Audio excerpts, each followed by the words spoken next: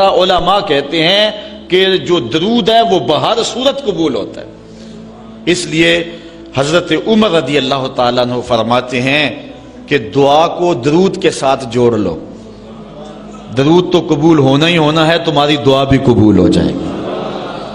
چونکہ اللہ تعالیٰ جل شانہ کی یہ شان نہیں ہے کہ بعض کو قبول کر لے اور بعض کو ترک کر دے. ہماری فقہ کا بھی مسئلہ ہے، اگر آپ نے کسی سے سودا لیا ہے، اس میں کوئی ردی چیز آ گئی ہے اور کچھ صحیح آ گئی ہے، اب یہ نہیں آپ کر سکتے کہ جو صحیح ہے وہ رکھ لیں اور ردی واپس کر دیں. یا تو وہ صحیح کے ساتھ ردی بھی قبول کرنا پڑے گی، اور یا پھر جو ہے وہ صحیح بھی واپس کرنا پڑے گی. یہ نہیں ہوگا کہ مرضی کی رکھ لی اور مرضی کی واپس کر لی. یا سارا سودا قبول کرنا پڑے گا یا سارا سودا واپس کرنا پڑے گا. تو اللہ تعالیٰ جل شانہ کے حضور جب درود کے ساتھ دعا مانگی جائے تو پھر اللہ تعالیٰ جل شانہ اس دعا کو چھانٹ کے الگ نہیں کرتا کہ میں نے یہ نہیں قبول کرنی.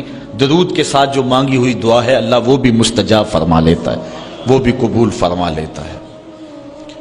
درود پاک وہ بابرکت عمل ہے کہ جو اہل ایمان کو تعلیم دیا گیا. علماء نے لکھا کہ زندگی میں ایک مرتبہ درود شریف پڑھنا فرض ہے، اور جب حضور علیہ السلام کا نام لیا جائے اس وقت درود پڑھنا واجب ہے.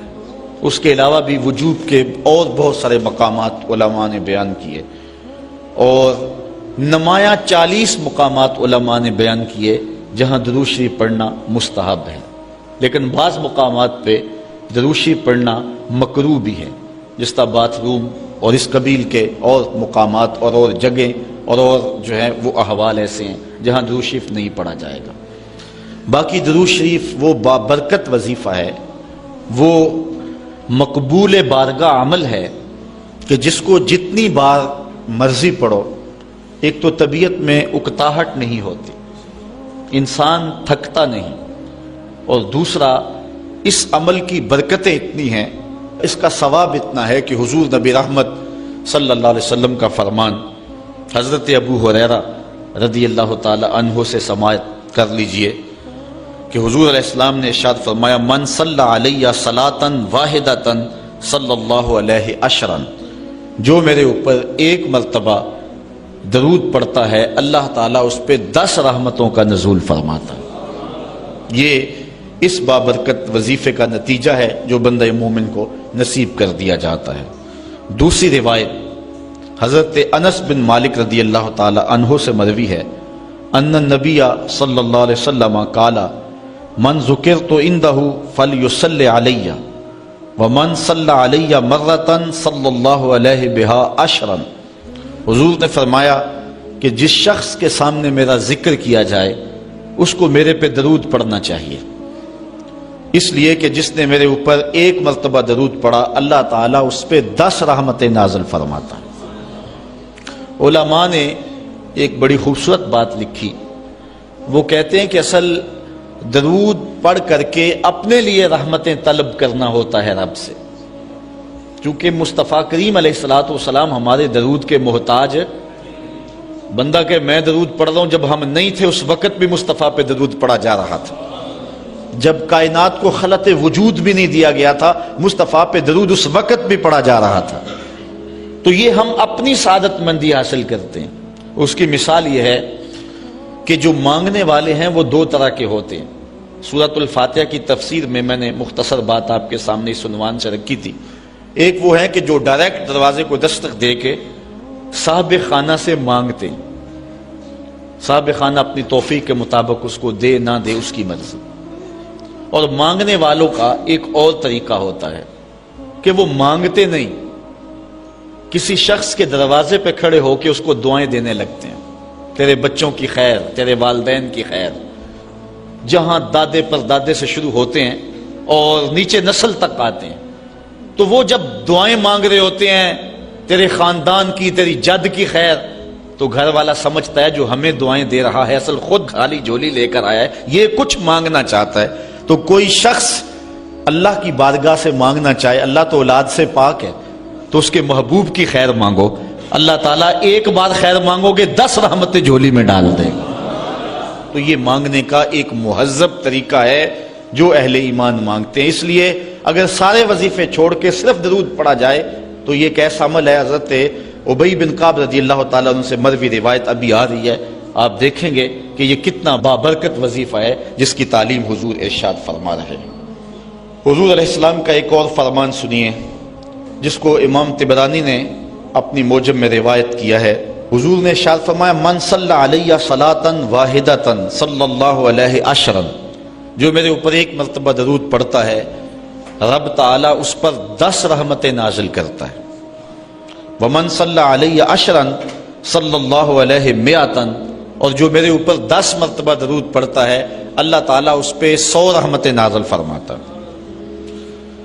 ومن صلی علیہ مئۃ کتب اللہ بین عینیہ براۃ من النفاق وبراۃ من النار، اور جو شخص میرے اوپر 100 مرتبہ درود پڑھتا ہے اس کی 2 آنکھوں کے درمیان لکھ دیا جاتا ہے یہ بندہ منافق بھی نہیں ہے دوزخی بھی نہیں ہے، یہ نہ منافق ہے اور نہ دوزخی ہے، نفاق سے اور دوزخ سے بری لکھ دیا جاتا ہے۔ وَأَسْكَنَهُ اللَّهُ يَوْمَ الْقِيَامَةِ مَعَ الشُّهَدَاءِ، اور اللہ تعالیٰ جل شانہ قیامت کے دن جس مرتبے پر شہداء کو ٹھہرائے گا اسی مقام پہ درود پڑھنے والوں کو ٹھہرائے گا۔ یہ ثواب ہے اس شخص کے لیے کہ جو حضور پر کثرت کے ساتھ درود پڑھتا ہے۔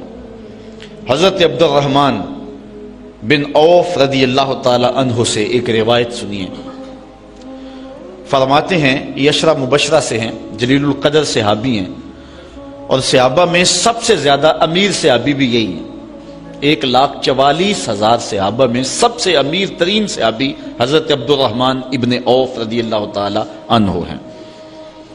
آپ فرماتے ہیں کہ خرج رسول اللہ صلی اللہ علیہ وسلم فاتبعته حتى دخل نخلا فسجد فاطال السجود حتى خفت او خشیت ان يكون الله قد توفاه او قبضه۔ کہتے ہیں ایک دن حضور گھر سے باہر تشریف فرما ہوئے، مسجد نبوی سے نکلے تو میں بھی حضور کے پیچھے پیچھے چل پڑا۔ حضور علیہ الصلوۃ والسلام کے تتبع میں، حضور کی اتباع میں میں بھی حضور کے پیچھے چل پڑا۔ حتی داخل نخلا، یہاں تک کہ کھجوروں کے ایک باغ میں حضور تشریف فرما ہو گئے، میں بھی اس باغ میں حضور کے پیچھے چلا۔ میں نے کیا دیکھا؟ حضور نے سجدہ فرمایا، فاطال السجود، اور سجدہ اتنا لمبا تھا، حتی خفت او خشیت ان یکون اللہ قد توفى او قبضه، مجھے ڈر لگا کہ حضور علیہ السلام کا وصال ہو گیا، کہ حضور نے سر انور رکھا سجدے میں پھر اٹھا ہی نہیں رہے تھے، تو میں ڈرا اس بات سے کہ کہیں حضور کا وصال نہ ہو گیا ہو، حضور علیہ السلام اس دار فانی سے کوچ نہ کر گئے ہوں۔ تو کہتے ہیں کہ قال فجئت انظر فرفع راسه، میں دیکھ ہی رہا تھا کہ اچانک حضور نے سر انور اٹھا لیا۔ فقال مالک یا عبد الرحمن، تو میرا رنگ اڑا ہوا تھا، میری طبیعت کے اوپر ایک عجیب کیفیت تھی۔ حضور نے سر اٹھایا اور مجھے اس حالت میں دیکھا، کہا کہ اے عبد الرحمن تجھے کیا ہو گیا؟ میں نے کہا فذکرت ذلک لہ، جو مجھے ہوا تھا میں نے وہ بتا دیا، میں تو ڈر گیا تھا، چونکہ صحابہ کی زندگی ہی تو حضور کے نام سے تھی، اور آقا کریم کی زندگی کے ساتھ اور حضور کی حیات کے ساتھ ہی تو وہ جیتے تھے بلکہ اڑتے تھے، اور صحابہ رضوان اللہ علیہ مجمعین کے لیے سب سے مشکل وقت حضور علیہ السلام کی وفات کا وقت تھا، ان سے برداشت نہیں ہوتا تھا۔ آپ نے پڑھا ہوگا سیر میں، علماء سے سنا ہوگا، حضرت عمر نے تلوار نکال لی تھی حضور کے وصال پر، کوئی کہے تو صحیح حضور کا وصال ہو گیا میں گردن کاٹ دوں گا، روتے تھے، عجیب کیفیت تھی۔ حضرت ابوبکر صدیق نے ہاتھ آگے کیا، لیکن حضرت عمر جو ہیں وہ ان کی بات بھی سننے کے لیے تیار نہیں تھے۔ حضرت بلال چیخیں مارتے تھے، عجیب حالت تھی۔ حضرت سیدہ فاطمہ کہتی تھی سبت علی مصائب لو انہا سبت علی الایام سرنا لیالیا، لوگوں میرے اوپر جو مصیبتیں ٹوٹ پڑی ہیں اگر وہ چٹے دنوں پہ پڑتی تو وہ بھی کالی راتیں بن جاتے، اتنی مصیبتیں آ گئی۔ حضور علیہ السلام کے وصال پر یہ صحابہ کی کیفیت۔ حضرت زید بن عبداللہ اپنے باغ کو پانی دے رہے تھے، حضرت امام زرقانی نے لکھا ہے ان کے بیٹے نے جا کے کہا کہ ابا جی کوئی بات سنی ہے؟ انہوں نے کہا بتاؤ بیٹے کیا ہوا ہے؟ کہا حضور کا وصال ہو گیا۔ تو حضرت زید نے یوں ہاتھ اٹھائے اور سنو انہوں نے کیا کہا، اللہم اذہب بصری حتی لا ارا بعد حبیبی محمد احدا، اے اللہ مجھے اندھا کر دے، مجھے نابینا کر دے۔ آنکھوں کے چراغ روشن اس لیے تھے کہ تیرے رسول کو دیکھتا تھا۔ اب حضور اگر اس دنیا سے چلے گئے تو میں نے آنکھوں کی چراغ کیا کرنے؟ تو اللہ تعالیٰ نے ان کی دعا قبول فرما لی اور وہ فوراً نابینا ہو گئے۔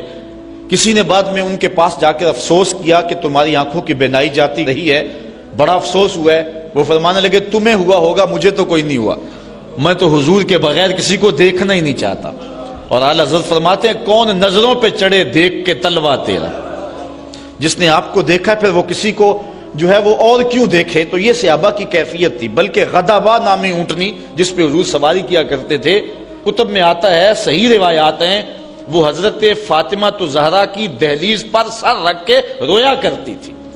اور وہ یافور نامی دراز گوش جس پہ حضور سواری کیا کرتے تھے، جس کو ہم اپنی زبان میں گدھا کہہ لیتے ہیں لیکن نسبت رسول سے ہوگی تو پھر اس کو دراز گوش کہیں گے، تو وہ قبیلہ بنو سلیم کے کنویں میں چھلانگ لگا کے مر گیا کہ جب حضور چلے گئے ہیں تو ہم نے جی کے کیا لینا ہے۔ یہ کیفیت جانوروں کی تھی۔ اللہ اکبر۔ تو حضور کی جدائی کا صدمہ کون برداشت کرے؟ آپ نے سنا نہیں کہ استن حنانہ حضور کے فراق میں کیسے تڑپ تڑپ کے روتا تھا؟ صحاح میں روایت ہے، لگتا تھا جس طرح پھٹ جائے گا۔ اور آقا کریم ممبر سے نیچے اترے اور آقا نے اس کو دونوں ہاتھوں میں لیا، پھر تسلی دی، اور ایسے لگا جس طرح کہ بچھڑا ہوا بچہ ماں کی گود میں آ جائے تو اس کی گگھی بن جاتی ہے، یہ کیفیت ہوئی۔ پھر حضور ممبر پہ جلوہ فراز ہوئے اور صحابہ سے مخاطب ہو کے کہا لو لم افعل ھکذا لھن الی یوم القیامہ، اگر میں اپنے عاشق زار کو ممبر سے اتر کے یوں تسلی نہ دیتا تو یہ لکڑی کا ستون قیامت تک روتا ہی رہتا۔ اللہ اکبر۔ یہ ہے حضور کے پیار کی کیفیت۔ ان کے لیے مشکل مرحلہ تھا۔ تو حضرت عبد الرحمن ابن عوف رضی اللہ تعالیٰ عنہ کہتے ہیں میں نے جو میرے پہ بیتی تھی نا، جو میری حالت ہوئی تھی، میں نے صاف صاف عرض کی حضور میں تو بہت پریشان ہوا تھا۔ تو حضور نے فرمایا فقال ان جبرائیل علیہ السلام قال لی، سنو کہ جبریل امین میرے پاس آئے اور انہوں نے مجھے آ کے کہا الا ابشرک ان اللہ عز وجل یقول، کہ حضور میں آپ کو بشارت نہ دوں کہ رب کیا کہتا ہے؟ وہ یہ کہتا ہے من صلی علیک صلیت علیہ ومن سلم علیک سلمت علیہ۔ ذرا دیکھیے لفظ، حضور فرماتے ہیں میں کیوں سجدے میں گیا تھا؟ سنو اے عبد الرحمن ابن عوف واقعہ کیا ہوا، میں اتنا لمبا سجدہ کیوں کیا؟ کہا میرے پاس جبریل آئے اور جبریل نے مجھے رب کا سندیسہ دیا، پیغام دیا کہ محبوب آپ کا رب کہتا ہے کہ آپ کا جو امتی آپ پہ درود پڑے گا میں رب ہو کے اس پہ درود پڑھوں گا، اور جو آپ کا امتی آپ کو سلام کہے گا میں رب ہو کے اس کو سلام کروں گا۔ تو حضور فرماتے ہیں فسجدت للہ شکرا، تو پھر میں سجدہ نہ کرتا، پھر میں شکر کا سجدہ نہ کرتا اور میرا سجدہ لمبا نہ ہوتا کہ اتنا کرم ہوا کہ میرا اگر غلام مجھ پہ درود بھیجے تو رب اس پہ درود بھیجتا ہے۔ اللہ اکبر۔ یہ کرم نوازیاں اس شخص پر کہ جو حضور نبی رحمت صلی اللہ علیہ وسلم پر درود بھیجتا ہے۔ آئیے حضرت عبداللہ ابن مسعود رضی اللہ تعالی عنہ سے ایک روایت سنتے ہیں۔ کہتے ہیں کہ ان للہ ملائکۃ سیاحین یبلغون عن امتی السلام، اللہ کے کچھ فرشتے ہیں جن کی ڈیوٹی یہ ہے وہ دھرتی پر گھومتے ہیں، پوری دنیا پہ چکر لگاتے ہیں، اور کرتے کیا ہیں؟ جہاں جہاں بھی کوئی شخص میرے اوپر سلام بھیجے تو وہ اس امتی کا سلام میرے تک پہنچاتے ہیں کہ حضور آپ کے فلاں امتی نے آپ تک جو ہے وہ سلام بھیجا ہے۔ اور دوسری روایت حضرت حسن رضی اللہ تعالیٰ عنہ اپنے باپ حضرت علی المرتضیٰ سے روایت کرتے ہیں کہ حضور علیہ السلام نے ارشاد فرمایا حیث ما کنتم فصلوا علیہ فإن صلاتکم تبلغنی، فرمایا علی جہاں بھی رہو میرے اوپر سلام پڑھا کرو، تمہارا سلام مجھے پہنچتا ہے۔ جہاں بھی رہو میرے اوپر سلام پڑھنے کو، عمل کو نہ چھوڑنا۔ قیامت کے دن حضور علیہ السلام کی سب سے زیادہ قربت کس شخص کو نصیب ہوگی؟ تو وہ روایت ہے حضرت عبداللہ ابن مسعود رضی اللہ تعالی عنہ سے کہ حضور نے فرمایا ان اول الناس بی یوم القیامہ اکثرہم علی صلاۃ، قیامت کے دن میرا سب سے زیادہ قریبی شخص وہ ہوگا کہ جو میرے اوپر کثرت کے ساتھ درود پڑھا کرتا ہے۔ حضرت ابی بن کعب رضی اللہ تعالیٰ عنہ کی وہی روایت جو میں نے جس کا اشارہ دیا، روایت کرتے ہیں کان رسول اللہ صلی اللہ علیہ وسلم اذا ذهب ربع الليل قام فقال يا ايها الناس اذكروا الله جاءت الراجفة تتبع الرادفة جاء الموت بما فيه. کہتے ہیں کہ حضور علیہ الصلوۃ والسلام جب رات کا چوتھائی حصہ باقی رہ گیا تو آقا کریم علیہ السلام نے لوگوں کو بیدار کیا، لوگوں کو جگایا کہ اٹھو اللہ کا ذکر کرو، قیامت آنے والی ہے، موت آنے والی ہے. حضور نے صحابہ کو بیدار کیا. قال ابی بن قعب رضی اللہ تعالیٰ عنہ، حضرت ابی بن قعب رضی اللہ تعالیٰ عنہ فرماتے ہیں، یہ جلیل القدر سے آبی ہیں اور حضور علیہ الصلوۃ والسلام ان سے قرآن سنا کرتے تھے. بلکہ ایک دن حضور گزر رہے تھے، حضرت ابی بن قعب رضی اللہ تعالیٰ عنہ تلاوت کر رہے تھے، حضور رک کے سننے لگے. اگلے دن ملاقات ہوئی تو فرمایا ابی میں گزر رہا تھا، تو تلاوت کر رہا تھا اور میں سنتا رہا. تو حضرت ابی نے کہا حضور اگر مجھے پتہ چل جاتا نا کہ آپ سن رہے ہیں تو میں اور سوار کے پڑھتا. محدثین شارحین لکھتے ہیں کسی کے دکھلاوے کے لیے قرآن سوار کے پڑھنا ریاکاری ہے، لیکن اگر حضور کے دکھلاوے کے لیے پڑھا جائے یہ ریاکاری نہیں ہے، یہ عین دین ہے. تو حضرت ابی بن قعب رضی اللہ تعالی عنہ کہتے ہیں کہ میں نے حضور کی خدمت میں عرض کی، فقلت تو میں نے عرض کی یا رسول اللہ صلی اللہ علیہ وسلم میں آپ پر بہت زیادہ درود شریف پڑھتا ہوں، فکم اجعل لک من صلاتی تو مجھے بتا دیں کہ میں آپ پہ کتنا وقت درود پڑھا کروں. قال ما شئت، کہا جتنا تو پڑھ سکتا ہے، جتنا تیرے پاس وقت ہے، جتنی تیری مرضی ہے، میں کوئی مقرر نہیں کرتا. قال قلت تو میں نے کہا الربع، میں چوتھا حصہ درود پڑھا کروں گا، باقی 3 حصے باقی وظیفے کر لیا کروں گا. قال ما شئت، حضور نے فرمایا تیری مرضی. وَإِن زِدْتَ فَهُوَ خَيْرٌ لَكَ، لیکن اگر درود زیادہ پڑھے نا تو تیرے لیے ہوگا بہتر. ویسے تو اگر چوتھا حصہ پڑھے باقی 3 حصے باقی وظیفے، لیکن اگر ایسا کرے تو تیرے لیے بہتر ہوگا، زیادہ اگر پڑھ لے. قالا کہتے ہیں فقلت تو میں نے کہا فثلثین، میں 2/3 پڑھ لیا کروں گا. قالا ما شئت، فرمایا جس طرح تیری مرضی. فَإِن زِدْتَ فَهُوَ خَيْرٌ لَكَ، لیکن اگر تو درود کو زیادہ کر لے تو یہ تیرے لیے بہتر ہوگا. قلت النصف، میں نے عرض کی حضور میں آدھا وقت درود پڑھ لیا کروں گا، باقی آدھا وقت دیگر وظائف پڑھ لیا کروں گا. قلت تو جب میں نے یہ بات کہی تو حضور نے فرمایا ما شئت، جو تیری مرضی، جو تیرے دل میں آئے. وَإِن زِدْتَ فَهُوَ خَيْرٌ لَكَ، لیکن اگر تو درود کو اور زیادہ کر دے تو تیرے لیے ہے بہتر. کہتے ہیں کہ میں نے عرض کی اجعل لک صلاتی کلھا، حضور پھر میں سارا وقت درود ہی پڑھ لیا کروں گا، میں سارا وقت درود ہی پڑھ لیا کروں گا. تو آقا کریم نے فرمایا پھر تجھے دنیا کی تکلیفیں بھی نہیں پہنچیں گی اور آخرت میں بھی تجھے نجات مل جائے گی. چونکہ انسان وظیفہ 2 مقاصد کے لیے کرتا ہے، میری دنیا کے معاملہ ٹھیک ہو جائیں، کچھ وظائف اس لیے پڑھتا ہے، یا پھر میری آخرت ٹھیک ہو جائے اس لیے وظائف پڑھتا ہے. 2 ہی غرضیں ہوتی ہیں وظائف پڑھنے سے. لیکن حضور نے فرمایا اگر تو سارا وقت درود پڑھتا رہے تو پھر تیری دنیا بھی ٹھیک ہو جائے گی، تیری آخرت بھی ٹھیک ہو جائے گی، تیرے سارے معاملے ٹھیک ہو جائیں گے. اللہ اکبر. اور حضور علیہ السلام کا یہ ایک اور فرمان سنیے جس کو حضرت انس رضی اللہ تعالیٰ عنہ روایت کرتے ہیں. حضور علیہ السلام نے ارشاد فرمایا من صلی علی فی یوم 1000 مرہ لم یمت حتی یرا مقعدہ من الجنہ، جو ایک دن میں 1000 مرتبہ میرے اوپر درود پڑے وہ اتنی دیر تک مرے گا نہیں جب تک جنت میں اپنا ٹھکانہ نہیں دیکھ لیتا. یہ اللہ تعالیٰ اس کو خاص نور نصیب فرمائے گا. اور آئیے سنیے حضور علیہ السلام کیا ارشاد فرما رہے ہیں. حضرت ابو درداء رضی اللہ تعالی عنہ سے روایت ہے، امام ابن ماجہ نے اپنی سند سے اس کو روایت کیا ہے. قال قال رسول اللہ صلی اللہ علیہ وسلم اکثروا علی من الصلاۃ کل یوم الجمعہ فإنہ مشہود تشہدہ الملائکہ. حضور نے فرمایا کہ ہر جمعے کے دن میرے اوپر کثرت کے ساتھ درود پڑھا کرو، چونکہ یہ یوم مشہود ہے، اس دن فرشتے حاضر ہوتے ہیں، تو جمعے کے دن کثرت کے ساتھ باقی دنوں کی نسبت میرے اوپر درود پڑھا کرو.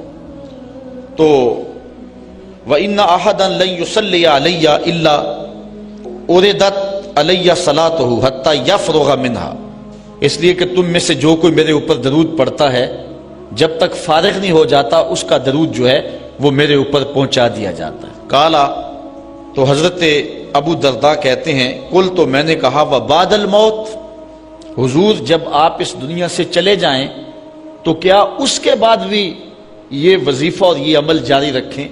حضرت ابو درداء رضی اللہ تعالی عنہ نے جو ہے یہ وضاحت حضور سے پوچھی، اور یہ بھی بڑے جلیل القدر صحابی ہیں، بلکہ صحابہ میں سے انتہائی متقی اور پرہیزگار صحابی ہیں۔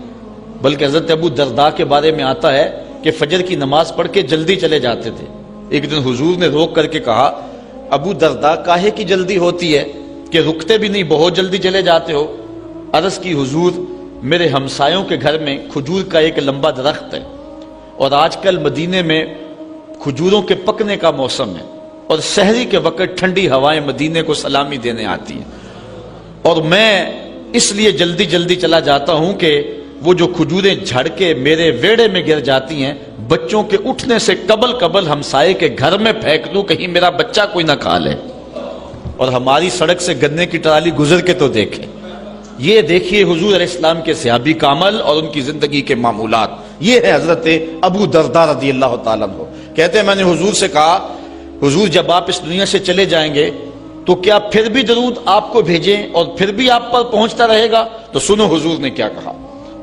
حضور نے فرمایا ان اللہ حرم علی الارض ان تاکل اجساد الانبیاء علیہم الصلاۃ والسلام، اللہ تعالیٰ نے مٹی پر حرام کر دیا ہے کہ وہ نبیوں کے جسموں کو کھائے۔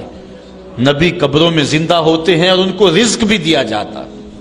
حضرت ابن ماجہ نے یہ روایت باسناد جید، اچھی سند کے ساتھ اس کو روایت کیا ہے، بلکہ حضور نبی رحمت صلی اللہ علیہ وسلم نے ارشاد فرمایا کہ جب کوئی شخص میرے اوپر درود پڑھتا ہے تو اللہ تعالیٰ جل شانہ میری روح میرے بدن میں لٹا دیتا ہے، حتیٰ کہ میں اس کے سلام کا جواب دیتا ہوں۔ وہ کیا کسی نے کہا، شعر تو سادہ سا ہے لیکن اس حدیث کا ترجمہ ہے۔ وہ کسی شاعر نے کہا تھا کہ درود پڑھنے سے ثواب ملتا ہے اور سلام پڑھنے سے جواب ملتا ہے۔ اگر کوئی شخص حضور کی بارگاہ میں سلام پیش کرے تو اس کا جواب ملتا ہے، اور اہل حق حضور علیہ الصلوۃ والسلام کی بارگاہ میں اس سلام کو محسوس کرتے ہیں۔ حضرت امام مالک نے یہ بات کہی کہ اگر کوئی شخص حضور کے روضے پہ جائے، باقی ائمہ کہتے ہیں کہ وہ کہے کہ میں حضور کے روضے کی زیارت کر کے آیا ہوں، لیکن امام مالک کہتے ہیں کہ یہ نہ کہے میں حضور کے روضے کی زیارت کر کے آیا ہوں، بلکہ یہ کہے میں حضور کی زیارت کر کے آیا ہوں، کیونکہ حضور علیہ الصلوۃ والسلام کو جس نے حضور کے روضے کو دیکھا، حضور نے فرمایا وہ ایسے ہی ہے جس نے میری زندگی میں اس نے مجھے دیکھا۔ حضرت شیخ سید احمد کبیر الرفائی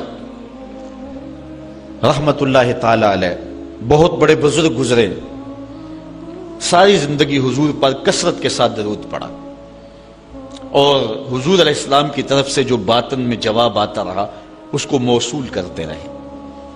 اللہ تعالیٰ جل شانہ نے توفیق دی، پھر دیار نور میں حاضر ہوئے۔ 555 ہجری کا یہ واقعہ ہے۔ اس کو تمام مکاتب فکر کے لوگوں نے سوائے ایک مکتبہ فکر کے اپنی کتابوں میں لکھا ہے۔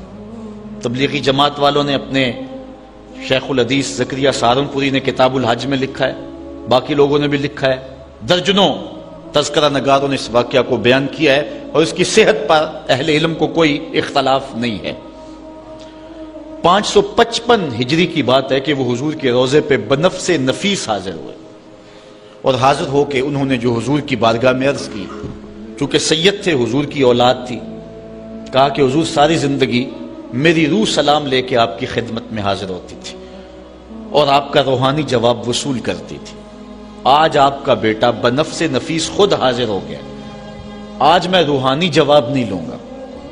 اور حضور کے روضے کے سامنے کھڑے ہو گئے اور ادب سے سلام پیش کیا۔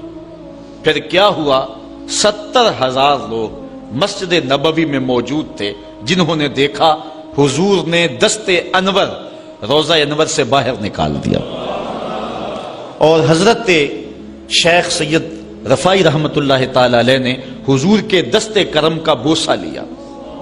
حضرت غوث اعظم شیخ عبد القادر جیلانی علیہ رحمہ فرماتے ہیں اتفاق سے اس دن میں بھی موجود تھا، اور کہتے ہیں کہ حضرت امام رفاعی کے صدقے سے حضور کے دست اقدس کی زیارت میں نے بھی کر لی۔ اللہ اکبر! یہ حضور علیہ الصلوۃ والسلام کا شفقت فرمانا ہے ان لوگوں پر جو حضور علیہ السلام پر کثرت کے ساتھ درود پڑھتے ہیں۔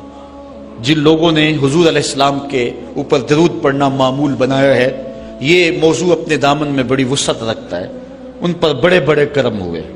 آج کا جو عنوان ہے صلو علیہ وآلہ، یہ شیخ سعدی کی مارکۃ الآراء ایک ربائی کا آخری مصرع ہے، اور متواتر صدری روایات کے مطابق حضرت شیخ سعدی شیرازی کیونکہ بہت بڑے شاعر تھے اور قادر الکلام شاعر تھے، آج صدیاں گزرنے کے بعد بھی آپ کی گلستہ اور بوستہ اور کریمہ آج بھی اسی طرح مقبول ہے جس طرح صدیوں قبل تھی۔ ورنہ کسی زمانے میں فردوسی کا شاہ نامہ پڑھا جاتا تھا، لیکن آج دنیا کو اور نئی نسل کو فردوسی کے شاہ نامے کا پتہ بھی نہیں ہے۔ لیکن کوئی بھی فارسی مذاق رکھنے والا ہو وہ شیخ سعدی سے ناآشنا نہیں ہو سکتا۔ ان کو جو مقبولیت تامہ ملی ہے، ایسے قادر الکلام شاعر کہ جس عنوان پر بھی آتے حد کرتے چلے جاتے۔ حضرت شیخ سعدی شیرازی اگر حضور کی مدح میں قلم اٹھاتے ہیں تو ان کا اسلوب بڑا خوبصورت ہے۔ کریم السجایا جمیل الشیم نبی البرایا شفیع الامم، زباں تا بود در دہاں جائے گیر ثنائے محمد بود دل پذیر، حبیب خدا اشرف انبیاء۔ اگر لکھتے ہیں تو حد کرتے چلے جاتے۔ اب انہوں نے حضور کا قصیدہ لکھنا شروع کیا، اور کیا لکھتے ہیں؟ بلغ العلا بکمالہ۔ اس کا معنی ہے کہ آپ اپنے کمال کی وجہ سے بلندیوں تک پہنچے۔ کشف الدجا بجمالہ، اور آپ کے چراغ حسن نے اندھیروں کو دور کر دیا۔ حسنت جمیع خصالہ، اور آپ کی ساری خوبیاں با کمال ہیں۔ ربائی کو ربائی اس لیے کہتے ہیں کہ وہ 4 اشعار پر مشتمل ہوتی ہے۔ اب 3 اشعار کے اندر بھی جو ہے وہ مضمون تھا وہ مکمل ہو گیا، اور انسان جب مضمون کو مکمل کر لے تو اس وقت پھر نیا جملہ لانا اس کے لیے مسئلہ بن جاتا ہے کہ آگے لکھے تو کیا لکھے، مضمون تو مکمل ہو گیا۔ اب یہاں کیا تھا؟ بلغ العلا بکمالہ کشف الدجا بجمالہ حسنت جمیع۔ اگر اس کا معنی ذہن میں ملحوظ رکھیں تو آگے جو چوتھا جملہ ہے اس پہ آپ کو لطف آئے گا۔ بلغ العلا بکمالہ، وہ اپنے کمال سے، اپنی طاقت پرواز سے، اپنی قوتوں سے، اللہ کی دی ہوئی عطا سے وہاں تک پہنچے جہاں تصور بھی نہیں پہنچ سکتا۔ کشف الدجا بجمالہ، ان کے جمال نے کائنات میں اجالے پھیلا دیے، روشنیاں کر دی، اندھیرے چھٹ گئے۔ پھر آخر میں حسنت جمیع خصالہ، کیا بتائیں ان کی ہر خوبی، ہر خو و خصلت ہی اچھی ہے۔ اب بات تو مکمل ہو گئی، لیکن ربائی چاہتے تھے۔ شیخ سعدی پریشان ہے، اسی پریشانی میں نیند آ گئی، سوئے تو حضور کا دیدار ہوا۔ فرمایا سعدی آگے کہتے کیوں نہیں ہو؟ صلو علیہ وآلہ، صلو علیہ وآلہ۔ اور بنتا ہی یہ ہے، میں اصل خود بھی شاعری سے تعلق رکھتا ہوں، کسی زمانے میں کچھ لکھا بھی ہے، لیکن یہاں تھوڑا سا میں آپ کو اپنے ساتھ اس لیے سفر کروا رہا ہوں کہ آپ اقبال کے دیس کے باسی ہیں، اس لیے آپ سے ایسی باتیں میں کر لیتا ہوں، ورنہ بعض کا یہ ایسی باتیں نہیں چھیڑتی، یہ مشکل ہوتی ہیں، لیکن آپ لوگوں کے خمیر اور مزاج کے اندر جو ہے یہ لذت اور یہ چاشنی موجود ہے۔ اب ذرا توجہ کیجئے۔ بلغ العلا بکمالہ، وہ بلندیوں پر پہنچ گئے۔ کشف الدجا بجمالہ، اپنے جمال سے اندھیرے چھٹا دیے، دور کر دیے۔ حسنت جمیع خصالہ، کیا بتائیں ان کی ہر خوبی ہی با کمال ہے۔ تو جب ہر خوبی با کمال ہے تو پھر جی نہیں چاہتا کہ پڑھو صلو علیہ وآلہ، یعنی پھر دل اچھلتا ہے، روح پکارتی ہے، جو اتنی خوبیوں کا منبع و مصدر ہے، اتنے کمالات کا جامع ہے، جس کے دم سے اندھیرے چھٹ گئے، جس کے دم سے کائنات میں اجالے پھیل گئے، تو پھر کیوں جی نہیں چاہتا کہ اس نبی پر درود پڑھا جائے؟ صلو علیہ وآلہ، آؤ اس نبی پہ درود پڑھو، اس نبی پہ سلام پڑھو، اس نبی پہ بھی درود پڑھو، اس کی آل پہ بھی درود پڑھو۔ بلغ العلا بکمالہ کشف الدجا بجمالہ حسنت جمیع خصالہ صلو علیہ وآلہ۔ میں درود شریف کے عنوان سے اپنی گفتگو کو ختم کروں اور امام بوصیری کا ذکر نہ کروں تو یہ ناانصافی ہوگی۔ حضرت امام بوصیری فالج زدہ ہیں، ساری زندگی بادشاہوں کے قصیدے لکھے ہیں، ساری زندگی بادشاہوں کی کہانیاں بیان کی ہیں، ان سے اعزازات پائے ہیں، تکریمات پائی ہیں، لیکن عمر کا آخری حصہ آیا، جسم فالج زدہ ہو گیا، سارے چھوڑ گئے۔ تنہائی، بیماری اور غربت، یہ تین چیزیں اگر اکٹھی ہو جائیں تو ان کو کاٹنا بڑی قیامت ہوتی ہے۔ تنہائی، غربت اور بیماری، یہ تینوں اکٹھی آ گئی حضرت امام بوصیری پہ۔ صحت مند کے سارے گاہک ہوتے ہیں، بیمار پڑ گئے تو کوئی پوچھتا ہی نہیں ہے۔ ایک دن خیال آیا، ساری زندگی شہنشاہوں کے قصیدے لکھے، آج اس کا قصیدہ نہ لکھوں جو کائنات کا دولہ ہے۔ اللہ اکبر، قلم پکڑا، پھر حضور کا قصیدہ لکھا۔ یہ قصیدہ بردہ شریف مکمل کیا۔ رات ہوئی، حضرت امام بوصیری سوئے، آقا کریم علیہ السلام تشریف لائے، اور یہ بات ذہن میں رکھیں، حضور نے ارشاد فرمایا، من رآنی فی المنام فقد رآنی فإن الشیطان لا یتمثل بی۔ یہ ابن ماجہ میں 6 طرق سے روایت مروی ہے، ویسے بخاری دیگر کتابوں میں بھی ہے، لیکن ابن ماجہ حجم کے اعتبار سے چھوٹی کتاب ہے، اس میں بھی 6 مرتبہ یہ روایت ہے، باقیوں میں تو بہت مرتبہ یہ روایت آئی ہے۔ ابن ماجہ میں 6 طرق سے یہ روایت ہے۔ حضور نے فرمایا، جس نے مجھے خواب میں دیکھا اس نے مجھے ہی دیکھا، شیطان خواب میں آ کر بھی میری مثل ہونے کا دعویٰ نہیں کر سکتا۔ اچھا، دوسری بات، جس نے حضور کو دیکھا اس نے حضور کو دیکھا، اور جس نے حضور کو دیکھا حضور اس کے خواب میں قصد، ارادے اور مرضی سے آئے۔ میں کسی کے خواب میں جاؤں، آپ کسی کے خواب میں آئیں، نہ آپ کو پتا ہوتا ہے نہ مجھے پتا ہوتا، مجلس سجی ہے، میں گفتگو کر رہا ہوں، اٹھ کے آپ چلے جائیں گے، جا کے سو جائیں، میں خواب میں دوبارہ گفتگو کرتا ہوا پایا جاؤں، مجھے آپ اٹھ کے فون کرے، جناب آج خواب میں آئے تھے، تو مجھے تو نہیں پتا ہوگا، یا آپ کو میں دیکھ لوں دوبارہ تو آپ کو علم نہیں ہوگا۔ لیکن حضور جس کے خواب میں جائیں قصد، ارادے اور مرضی سے جاتے ہیں۔ تیسری بات، خواب میں کسی کو کچھ کوئی دے تو وہ محض خواب ہوتا ہے۔ لاٹری نکل آئی، کروڑ پتی بن گیا، صبح اٹھیں گے تو کروڑ پتی ہوں گے یا کنگال ہوں گے؟ وہ کیا کسی نے کہا تھا 100 بار میرے ہاتھوں میں تیرا دامن آیا، جب آنکھ کھلی تو اپنا ہی گرے باں تھا۔ کچھ نہیں ہوتا، خواب خواب ہوتا ہے، لیکن حضور کو اگر کوئی خواب میں دیکھے اور حضور کچھ عنایت کریں تو وہ محض خواب نہیں ہوتا۔ حضرت شاہ ولی اللہ محدث دہلوی فرماتے ہیں، میرے والد شاہ عبد الرحیم نے خواب میں انہوں نے حضور کو دیکھا تو آقا کریم علیہ السلام نے اپنے 2 منہ مبارک ان کو عطا کیے۔ کہتے ہیں جب اٹھے تو دیکھا کہ منہ مبارک نہیں تھے، تو پھر ان کی کیفیت وہی ہو گئی، اور پھر حضور خواب میں ملے، فرمایا کہ ہم نے تیرے سرہانے کے نیچے رکھ دیے۔ تو کہتے ہیں کہ وہ 2 بال حضرت شاہ ولی اللہ محدث دہلوی فرماتے ہیں ان کی علامت یہ تھی کہ وہ صندوق میں ہم رکھتے تھے، جب اس کو دھوپ میں لے کے نکلتے بدلی سایہ کیا کرتے تھے، اور فرماتے ہیں کہ جب وراثت تقسیم ہوئی تو 1 بال میرے حصے میں آیا، حضور کا منہ انور، حضور کا منہ مبارک۔ تو جس نے حضور کو خواب میں دیکھا حضور کو ہی دیکھا، حضور قصد سے آئے، جو دیا حقیقت میں دیا۔ اور چوتھی بات، وہ بخاری کی روایت ہے، حضور فرمایا من رآنی فی المنام فسیرانی فی الیقظہ، جس نے مجھے خواب میں دیکھا ان قریب جاگتے بھی دیکھ لے گا۔ شارحین لکھتے ہیں ساری زندگی نہ دیکھ سکا، جب روح نکل رہی ہوگی رخ محبوب سامنے ہوگا، اور اگر اس وقت حضور کا دیدار ہو جائے تو اور چاہیے بھی کیا، سوکھا نکلے سا ظہوری جے ویخ لواں مکھ تیرا، اگر اس وقت حضور کا دیدار ہو جائے تو اور کیا چاہیے۔ تو حضرت امام بوصیری کہتے ہیں کہ میں سویا مقدر جاگا، حضور تشریف لائے، فرمایا بوصیری جو قصیدہ لکھا ہے وہ سناؤ تو صحیح۔ تو انہوں نے وہ مشہور قصیدہ مولا یصلی وسلم دائماً ابدا، وہ قصیدہ حضور کی خدمت میں پیش کیا۔ تو آقا کریم علیہ السلام نے اپنا دست شفا ان کے بدن پہ پھیرا، اور حضور نے اپنی چادر اتار کر کے حضرت امام بوصیری کو دے دی۔ بردہ عربی میں کہتے ہیں جو ہے وہ چادر کو، اسی لیے اس قصیدے کو قصیدہ بردہ کہتے ہیں، وہ قصیدہ جس کی جزا میں چادر عنایت ہوئی تھی۔ حضرت امام بوصیری جب اٹھے تو بالکل ٹھیک تھے، چادر اوڑی اور مسجد میں نماز پڑھنے کے لیے جا رہے ہیں۔ راستے میں ایک درویش کھڑا تھا، کہا بوصیری رات والا قصیدہ تو سناؤ جو تم نے لکھا ہے۔ حضرت بوصیری کہتے ہیں میں نے لکھا تھا اور کسی کو پتہ نہیں تھا۔ میں نے کہا کون سا قصیدہ؟ کہنے لگے بھولے نہ بنو جو حضور کو سنایا تھا۔ کہنے لگے کہ میں نے کہا کہ تجھے کیسے پتا ہے؟ کہا بتاؤں یہ چادر کون سی ہے؟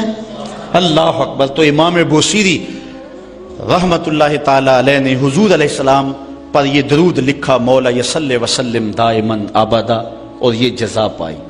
حضرت سید محمد بن سلیمان رحمت اللہ تعالی علیہ ایک بزرگ گزرے ہیں، یہ 708 ہجری میں پیدا ہوئے تھے۔ کہتے ہیں کہ میں ایک دن کسی بستی سے گزر رہا تھا اور وہاں ایک کنواں تھا، اس کا پانی تھوڑا سا نیچے تھا، اور میرے پاس کوئی چیز نہیں تھی جس سے میں ڈول ڈال کر کے وہ پانی نکال سکوں۔ میں متحیر کھڑا تھا، ساتھ ہی ایک شکستہ سا کچا سا مکان تھا، اس مکان کے اوپر ایک چھوٹی عمر کی لڑکی کھڑی تھی۔ مجھے کہنے لگی کہ آپ پریشان ہیں؟ میں نے کہا ہاں بیٹے، مجھے پریشانی یہ ہے کہ میں نے وضو کرنا اور نماز پڑھنی ہے اور وقت جا رہا ہے اور یہ پانی بہت نیچے ہے، اگر تم کچھ میری مدد کر سکتی ہو تو ضرور کرو۔ وہ چھت سے نیچے آئی اور اس نے آ کے اپنا لعاب اس کنویں میں پھینکا۔ حضرت شیخ سید محمد بن سلیمان فرماتے ہیں کہ میں نے دیکھا کہ یکا یک کنویں کا پانی اچھل کے کناروں تک آ گیا اور بہنے لگا۔ میں نے جلدی سے وضو کیا اور پھر میں نے اس لڑکی کو کہا میں تجھے اللہ کا واسطہ دیتا ہوں، تو مجھے بتا کہ تیرے پاس ہے کیا کہ تیرے لب کے ڈالنے سے یہ پانی اچھل کے اوپر آ گیا؟ تو اس لڑکی نے مجھے کہا کہ یہ جو مرتبہ مجھے ملا ہے بکثرت الصلاۃ علی من کان اذا مشى فی البر تعلقت الوحوش باذیالہ، یہ مرتبہ میں اس پر درود پڑھ کے حاصل کیا ہے جب وہ جنگل سے گزرتے تھے تو جو جانور تھے قدموں سے لپٹ جاتے تھے، میں ان پر درود پڑھنے کی برکت سے جو ہے وہ یہ مرتبہ حاصل کیا ہے۔ تو حضرت سید محمد بن سلیمان کہتے ہیں کہ پھر میں نے ارادہ کر لیا کہ میں ساری زندگی حضور علیہ السلام پر درود پڑھتے ہوئے اور درود لکھتے ہوئے گزاروں گا۔ پھر انہوں نے مشہور زمانہ کتاب جس کو اہل علم اور اہل تصوف دلائل الخیرات کے نام سے جانتے ہیں، جس کی متعدد شروحات بھی لکھی گئی، وہ کتاب انہوں نے تصنیف کی۔ اور اس کتاب کی خصوصیت یہ ہے کہ جو شخص اس کتاب کو باقاعدگی کے ساتھ پڑھے اس کو حضور کا دیدار نصیب ہوتا ہے۔ اور اس کتاب کو پڑھنے والے، میں نے ایک روایت میں پڑھا ہے کہ جو شخص حضور علیہ السلام پر کثرت سے درود پڑھے، اللہ تعالیٰ اس درود کی برکت سے اسے تو نوازتا ہے، اس کی اولاد کو اور اس کی اولاد کی اولاد کو، یعنی اس کی نسلوں کو بھی سنوار دیتا ہے۔ تو حضرت سید محمد بن سلیمان نے یہ کتاب لکھ کر کے درود کی زمانے پر احسان کیا، اور آج تک بالخصوص علماء روم کا عمل اس کے اوپر جو ہے وہ کثرت کے ساتھ ہے۔ لیکن یہاں بھی جو ہے وہ ہمارے بر صغیر پاک و ہند میں بھی دلائل الخیرات پر لوگوں کے بہت زیادہ عمل ہے۔ میرے والد گرامی اللہ ان کی قبر پہ کروڑوں رحمت نازل فرمائے، انہوں نے 37 سال تک بلا ناغہ دلائل الخیرات کا وظیفہ کیا ہے۔ اور یہ جو کچھ بھی ہے، وہ کیا کسی نے کہا تھا میں جو کچھ بھی ہوں ان کی توجہ کا روپ ہوں، میری زندگی تیرے پیار کا انعام ہی تو ہے۔ تو یہ سارا فیضان یہ درود شریف کا فیضان ہے جو دروس قرآن کی صورت میں آپ دیکھ رہے ہیں۔ حضرت سید محمد بن سلیمان رحمت اللہ تعالی علیہ کا پھر انتقال ہو گیا اور سوس نامی ایک بستی کے اندر ان کو دفن کر دیا گیا۔